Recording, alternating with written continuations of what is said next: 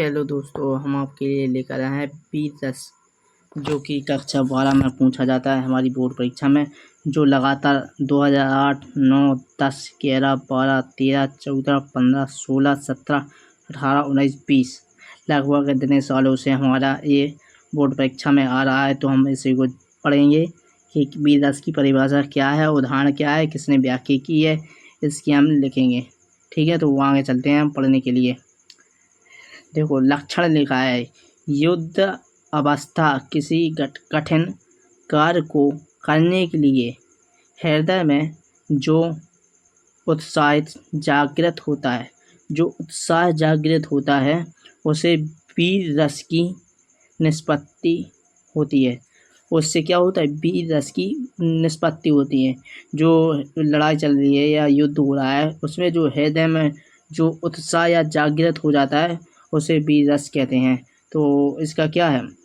आचार्य रामचंद्र शुक्ल ने उत्साह की व्याख्या करते हुए लिखा है, जिन कर्मों में किसी प्रकार का कष्ट या हानि सहने का साहस अपेक्षित होता है।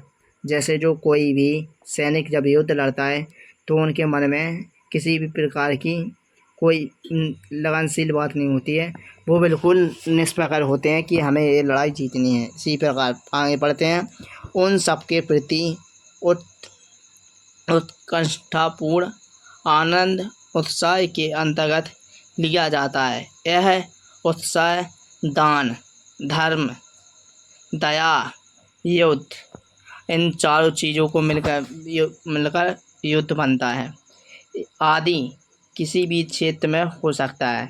देखो, धर्म के नाम पर युद्ध होता है, दया के नाम पर युद्ध होता है, दान न करे तो उस पर युद्ध होता है, किसी काम में उत्साह हो या किसी की लड़ाई हो जाए तो उस पर युद्ध हो जाता है।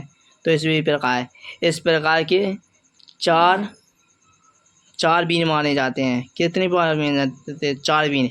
तो हम इसे पढ़ेंगे।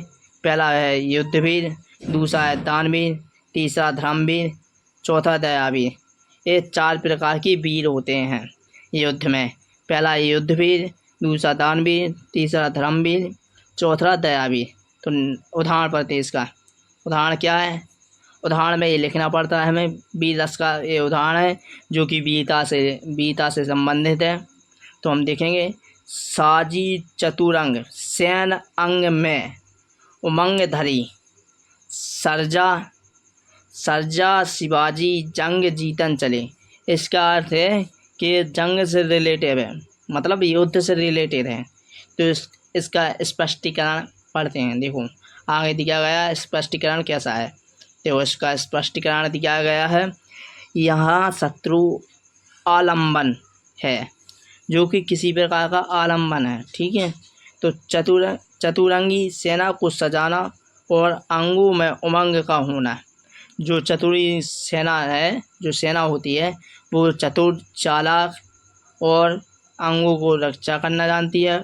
उसमें एक उमंग भरा होता है, जो उत्साह भरा होता है कि हमें ये निस्वार्थ से हमें ये जंग जीतनी है। आगे पढ़ते हैं। उमंग, अमरस, उमंग आदि संचारी भाव है, जो कि क्या होता है? संचारी भाव होता है कि हमें जंग जीतनी है तो जीतनी है। युद्ध विषयक उत्साह स्थायी भाव है, अतः इन पंक्तियों में वीर रस है।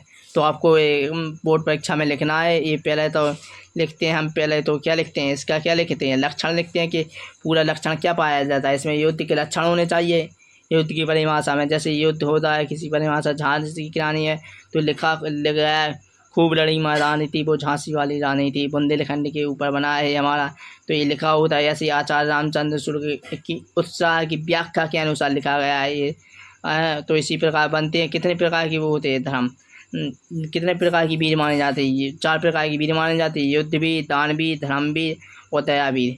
तो इसका उदाहरण क्या है? उदाहरण वीरता पे देना है। हमें यही नहीं है कि यही चल जाएगा, आप किसी भी लिख सकते हो। जैसे ये लिखा है, साजी चतुरंग सैन अंग में उमंग धरी, सरजा शिवाजी संग जीतन चलत। तो इसका लिखा है, तो इसका स्पष्टीकरण करना होगा आपको। स्पष्टीकरण में 2 नंबर मिलता है, 2 नंबर उदाहरण में, 2 नंबर लक्षण है। तो इसी प्रकार क्या लिखा है स्पष्टीकरण? यहाँ शत्रु आलम्बन है, तो आपको ये लिख देना है। इसका स्पष्टीकरण, जो भी उदाहरण लिखे उसका स्पष्टीकरण बना दें आप। ये लिखा हुआ है, थोड़ा हिंदी में लिखा होता है, लेकिन इसका मीन्स निकालना होता है, मतलब निकालना होता है इसका।